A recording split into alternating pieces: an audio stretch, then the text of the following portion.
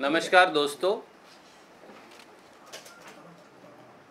आज हमने देखा कि किस प्रकार से प्रधानमंत्री नरेंद्र मोदी जी ने चोरी छिपे इमरान खान को पाकिस्तान के नेशनल डे पर लव लेटर लिखा। पर उस लव लेटर में मोदी जी पाकिस्तान प्रायोजित आतंकवाद और पाकिस्तान और आईएसआई द्वारा भेजे जा रहे भारत में आतंकवादियों को रोकने की चर्चा करना भूल गए। मोदी जी, क्या यही आपका राष्ट्र प्रेम है? और इस सारी बात पर पर्दा डालने के लिए फिर मोदी जी ने अपने राष्ट्रीय अध्यक्ष अमित शाह जी को भेज दिया। मोदी जी और अमित शाह जी से हमारे 10 सवाल हैं इस देश के 130 करोड़ लोगों की ओर से। मोदी जी, आपने इमरान खान को लव लेटर लिखते हुए पाकिस्तान प्रायोजित आतंकवाद जैसे मोहम्मद लश्कर तोयबा और दाऊद इब्राहिम और अन्य उग्रवादियों की चर्चा क्यों नहीं की? क्यों पाकिस्तान को पाकिस्तान प्रायोजित आतंकवाद रोकने की सलाह नहीं दी?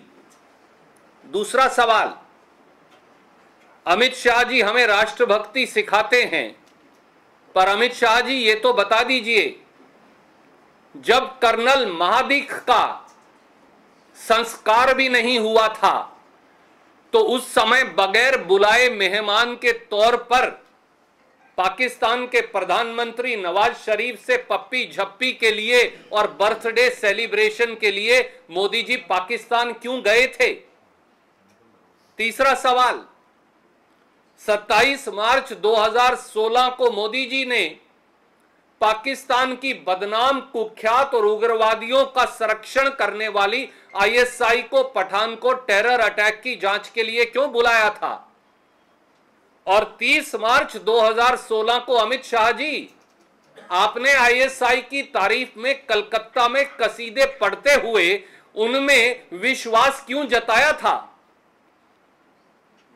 क्या यह सही नहीं मोदी जी और अमित शाह जी कि पाकिस्तान हमारे शहीद मनदीप और शहीद नरेंद्र सिंह का सर काटकर ले गए शव को शत विशप्त कर दिया, परंतु आपने एक शब्द भी नहीं किया? क्या यह आपका छद्म राष्ट्रवाद है?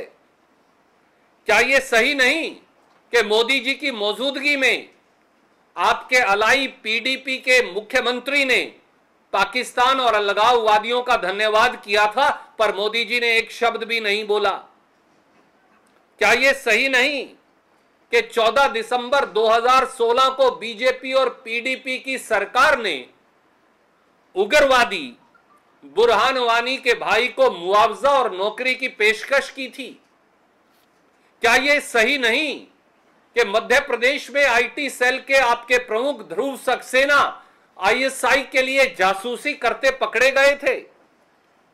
क्या यह सही नहीं कि मोदी जी की सरकार में उनकी सरकार की नाक के नीचे दाऊद इब्राहिम की पत्नी पाकिस्तान से हिंदुस्तान आई, जो धंधा करना था वो करके अपना व्यवसाय वापस चली गई, परंतु सरकार ने दाऊद इब्राहिम की पत्नी को गिरफ्तार नहीं किया? क्या यह सही नहीं कि भारतीय जनता पार्टी के कई नेता, यहां तक कि आपकी पार्टी के अध्यक्ष एकनाथ खड़से को महाराष्ट्र में इस्तीफा देना पड़ा क्योंकि दाऊद इब्राहिम के साथ उसकी बातचीत की कोई टेप उजागर हो गई थी? उसकी जांच क्यों नहीं की गई? और क्या यह सही नहीं कि वो मसूद अजहर हो, वो मुश्ताक अहमद जरगर हो, वो अहमद उमर सईद शेख हो, इन सबको भारतीय जनता पार्टी की सरकार और आपके राष्ट्रीय सुरक्षा सलाहकार अजीत डोवल जी वो मेहमान बनाकर कांधार अफगानिस्तान छोड़कर आए थे? अगर किसी को माफी देश से मांगनी चाहिए पाकिस्तान, आईएसआई और उग्रवादियों के संरक्षण के लिए, तो वो मोदी जी और अमित शाह जी को मांगनी चाहिए, और ये देश आपसे जवाब मांगता है। Any question you welcome to ask. Sir, उन्होंने कहा है कि जो सैम पित्रोदा साहब ने किया उसके लिए राहुल गांधी को माफी मांगनी चाहिए, अमित शाह जी कह रहा। सैम पित्रोदा जी का तो व्यक्तिगत बयान था, यहां तो मोदी जी स्वयं देश के प्रधानमंत्री के तौर पर कर्नल महादीक का संस्कार नहीं हुआ था, परंतु बगैर बुलाए मेहमान की तरह नवाज शरीफ से मिलने पाकिस्तान गए थे। वहां बर्थडे सेलिब्रेशन का केक काट रहे थे और भारत का अपमान कर रहे थे, शहादत का, कर्नल महादीक का अपमान कर रहे थे। आपने ऐसा क्यों किया था? यह जवाब भी दे दीजिए कि आपने कुख्यात बदनाम आईएसआई को पठानकोट टेरर अटैक की जांच के लिए क्यों बुलाया था और खुद अमित शाह जी ने उस आईएसआई के अंदर विश्वास क्यों जताया था? क्या यह जघन्य पाप नहीं? क्या यह देश की शहीदों की शहादत का अपमान नहीं? और क्या यह सही नहीं कि मोदी जी की मौजूदगी में उनके अलाई पीडीपी के मुख्यमंत्री ने पाकिस्तान और अलगाववादियों का जम्मू कश्मीर के चुनाव के लिए धन्यवाद किया था? आपने तो यह सब काम किए हैं। क्या यह सही नहीं कि आपकी पार्टी के ध्रुव सक्सेना जो आईटी सेल के प्रमुख है मध्य प्रदेश में, वो आईएसआई के जासूस पाए गए थे? क्या यह सही नहीं कि दाऊद इब्राहिम की बीवी आपकी नाक के नीचे हिंदुस्तान आती है और वापस चली जाती है, आप उसे गिरफ्तार नहीं करते? अरे आप तो पाकिस्तान के से आने वाला जो उग्रवाद है उसको कहीं ना कहीं परोक्ष तौर से संरक्षण दे रहे हैं। इसलिए पाप के भागीदार आप हैं। और अगर राष्ट्र के हित को किसी ने नुकसान किया है तो अमित शाह और मोदी जी की सरकार है, उन्हें माफी मांगनी चाहिए। किस तरह का संरक्षण की बात कर रहे हैं आप कह रहे हैं सरकार पर बड़ा आरोप लगा रहे हैं। दाऊद इब्राहिम की बीवी हिंदुस्तान आए, सरकार की नाक के नीचे आए और वापस चली जाए और मोदी सरकार उसे गिरफ्तार ना करे। हम सब जानते हैं कि आईएसआई जो है वो उग्रवादियों की सरगना है। मोदी जी उसमें विश्वास व्यक्त कर, हमने तब भी कहा था, फिर कह रहे हैं, पठानकोट टेरर अटैक की जांच के लिए बुलाए और कलकत्ता के अंदर खुद मार्च 30, 2016 को अमित शाह जी उसमें विश्वास जताएं। क्या यह राष्ट्रहित का नुकसान नहीं? खुद प्रधानमंत्री जब कर्नल महादीक का संस्कार भी ना हुआ हो, बगैर बुलाए मेहमान की तरह पाकिस्तान चले जाएं और वहां नवाज शरीफ के साथ सेलिब्रेशन कर केक काटे और हमारे देश का अपमान करवाएं, क्या यह राष्ट्रहित पर आघात नहीं? इनके लिए मोदी जी आपको जवाब देना पड़ेगा दसों के दसों सवालों का। सर, नेशनल कॉन्फ्रेंस से आप लोग गठबंधन कर रहे हैं, दूसरी तरफ उमर अब्दुल्ला कह रहे हैं कि नरेंद्र मोदी बालाकोट के बाद स्ट्रॉन्ग होकर उभरे हैं और नरेंद्र मोदी को क्रेडिट देना होगा कि इनिशियली उन्होंने अच्छे रिलेशन बनाने की कोशिश की थी पाकिस्तान के साथ। किसी व्यक्ति विशेष की राय पर मैं टिप्पणी नहीं करूंगा, परंतु तीन बातें आदरणीय मित्र बिल्कुल सही हैं। नंबर एक, पुलवामा उग्रवादी हमला मोदी सरकार की राष्ट्रीय सुरक्षा और इंटेलिजेंस फेलियर की सबसे बड़ी 70 साल की चूक है। मोदी जी ने इसका जवाब क्यों नहीं दिया? पुलवामा उग्रवादी हमले के समय जब पूरे देश में मातम मना था, चूल्हे नहीं जले थे, तो मोदी जी फोटो खिंचवाकर टेलीविजन की और पिक्चर बनाकर शूटिंग क्यों कर रहे थे कॉर्बेट नेशनल पार्क में? 5:10 पर पुलवामा हमले के दिन बगैर शहीदों की शहादत को नमन भी किए मोदी जी रैलीज का उद्बोधन क्यों कर रहे थे राजनीतिक? और क्या राष्ट्रीय शोक पुलवामा हमले के बाद इसलिए नहीं घोषित किया गया कि मोदी जी की रैलियां ना रुक जाएं? अरे छोटा सा भी हादसा देश में होता है तो राष्ट्रीय शोक, पूरा राष्ट्र स्तब्ध रह जाता है, परंतु इतना बड़ा हमला हुआ, 42 जवानों की जान चली गई, शहीद हो गए, परंतु आपने नेशनल मॉर्निंग, राष्ट्रीय शोक घोषित नहीं किया। पुलवामा के अंदर आरडीएक्स एमआई कार्बाइन और रॉकेट लॉन्चर आए कैसे? आपने एक गाड़ी को पुलवामा में हमारी फौज के कॉन्वॉय तक पहुंचने कैसे दिया? क्या मोदी जी ने आज तक प्रेस के साथियों से इसका जवाब दिया? उल्टे जब अमित शाह जी से आज सवाल पूछ रहे थे पत्रकार कि लव लेटर क्यों लिखे जा रहे हैं पाकिस्तान को, तो वो उठकर चले गए और सब पत्रकारों का अपमान भी कर दिया। इसका सवाल का जवाब भी देते जाएं।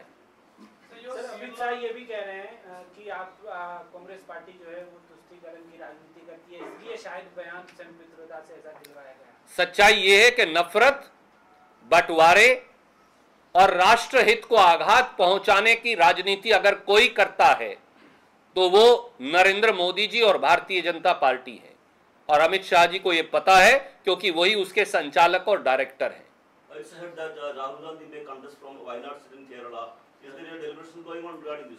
Well, the Kerala PCC unit has sent in their their desire and request that Congress president should contest there. We thank them for their effort as also expression of their love and affection, and Congress president will positively consider it. Sir इसको हिंदी में बोल दीजिए कि Kerala unit का हम धन्यवाद करते हैं उनके स्नेह, आशीर्वाद और प्यार के लिए कि उन्होंने ये कहा कि राहुल गांधी जी वहां से चुनाव लड़ें, क्योंकि केरल के लोग बाकी देश के लोगों के साथ साथ राहुल जी से स्नेह करते हैं। परंतु इस पे अभी तक कोई निर्णय नहीं लिया गया। मैं स्पष्ट कर दूं, राहुल जी उनकी बात को उस सम्मान और आदर से जिससे कही गई है उस पर जरूर विचार करेंगे। राहुल जी ने एक से अधिक बार कहा है अमेठी उनकी कर्म भूमि है और रहेगी। सर वो कमलनाथ जी ने कहा कि भोपाल से दिग्विजय सिंह को लड़ा रहे हैं हम लोग इलेक्शन और सीसी में बात तय हो गई। Kamalnath ji would know better since he is chief minister and part of CEC, and I am certain that many people had requested that Shri Digvijay Singh ji should contest there. Party will take a call on this. Sir इसको हिंदी में कह दिया। हालांकि कमलनाथ जी ने on record कैमरे पे ये कहा कि हम अनाउंस कर सकते हैं कि कमलनाथ जी मध्य प्रदेश के मुख्यमंत्री भी हैं और हमारी सरकार के प्रमुख भी हैं। वो केंद्रीय चुनाव समिति के सदस्य भी हैं। कांग्रेस के कार्यकर्ता और नेताओं ने ये बार बार कहा है कि दिग्विजय जी भोपाल से चुनाव लड़ें। सीईसी जैसे ही इस पर निर्णय ले लेगी हम आपको अवश्य सूचित करेंगे। सर केरल की कौन सी लोकसभा सीट है जिसके लिए रिक्वेस्ट आई है? मुझे लगता है कि इसके बारे में आप केरल यूनिट से बात करें तो सही होगा। मैंने जैसा पहले भी कहा, राहुल जी ने अनेकों बार कहा है कि अमेठी उनकी कर्म भूमि है और सदैव रहेगी। परंतु देश से समय समय पर कांग्रेस के कार्यकर्ता, नेता और आम जनता के हमारे सम्मानित साथी इस प्रकार की इच्छा जाहिर करते हैं कि राहुल गांधी जी अमुक सीट से अवश्य चुनाव लड़े। हम उनकी भावना का आदर और सम्मान करते हैं और हर बार जब इस प्रकार का कोई प्रपोजल आता है तो उसको बड़े सकारात्मक तरीके से कांग्रेस अध्यक्ष और कांग्रेस पार्टी देखती है और उनके सम्मान और आदर के लिए धन्यवाद भी करती है। Congress leaders have said that Rahul Gandhi has agreed to their request to contest from Wayanad. Well, let me again repeat, my friend, the Kerala PCC unit, Kerala Congress workers and leaders and people of Kerala have urged upon Shri Rahul Gandhi to contest from a seat in Kerala, Wayanad or any other seat. All that I am pointing out to you, we thank them for the immense affection, for the respect, as also for the desire with which they have urged Shri Rahul Gandhi. Rahul ji on more than one occasion has said, Amethi is his karam bhumi and shall always remain so.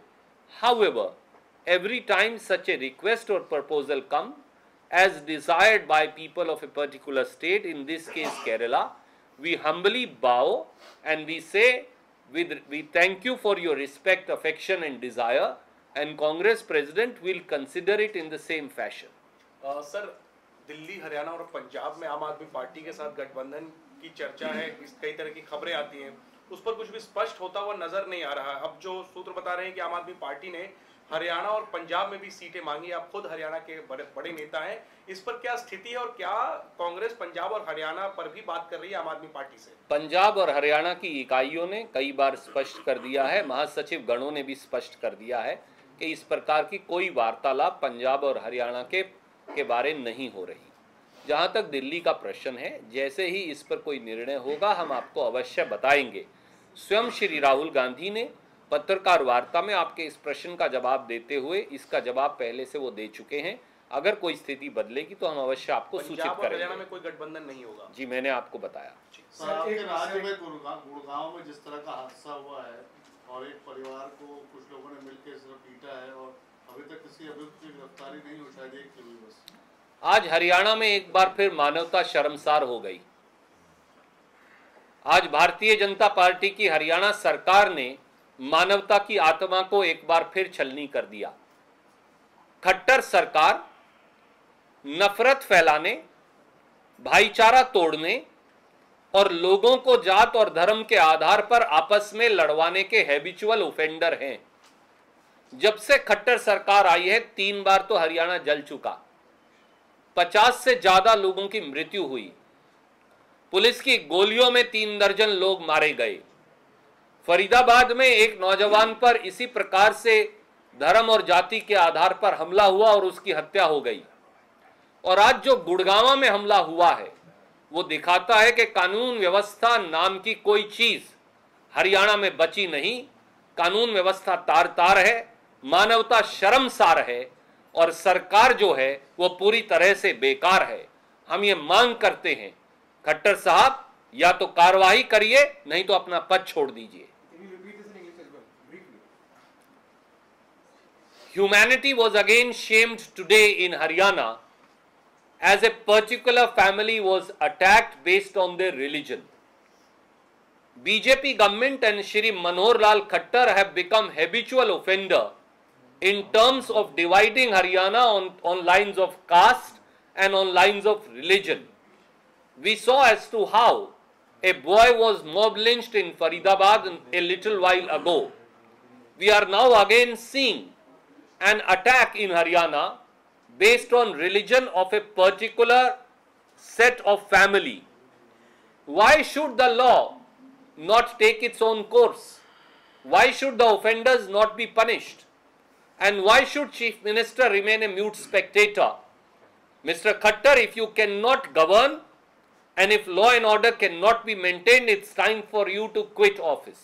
Sir, आज PM ने एक और block PM का सामने आया है जिसमें doctor Lohia के बहाने उन्होंने कांग्रेस और दूसरे अपोजिशन पार्टी को कटघरे में खड़ा करने की कोशिश की। कई इशूज उठाए वंशवाद को लेकर और तमाम तरह पर, क्या कहेंगे?